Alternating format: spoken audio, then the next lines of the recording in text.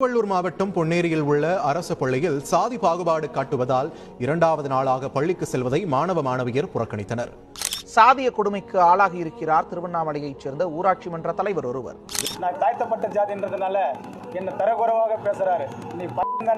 தேசிய அளவில் பாக்ஸிங்கில் முத்திரை பதித்து வரும் இளைஞன் சாதிய ரீதியாக வசைபாடியதால் தற்கொலைக்கு முயன்று மருத்துவமனையில் உயிருக்கு போராடி வருகிறார். வாயில மலத்தை திணிச்சிருக்காங்க.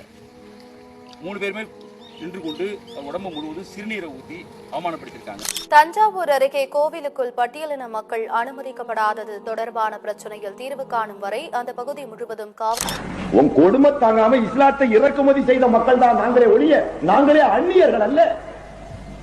நாங்க அரபு நாட்டில இருந்து அங்க பிறந்துட்டோம்.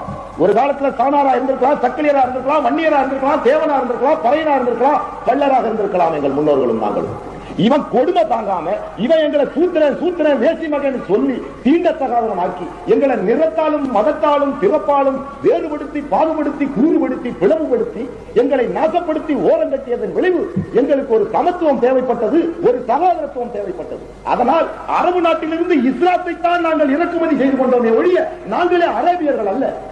ஆனால் இந்த ஆதிக்க பார்ப்பன கும்பல்கள், ஆரிய கும்பல்கள் ஆடு மாடுகளை ஓட்டிக்கொண்டு கைபர் போலன் கணவாய் வழியாக வந்த வந்தேரிகள், நாடோடிகள், இந்த நாட்டுக்கே சொந்தமில்லாத துரோகிகள் சொல்கிறார்கள் எங்களை வெளிநாட்டுக்கு போறாங்க.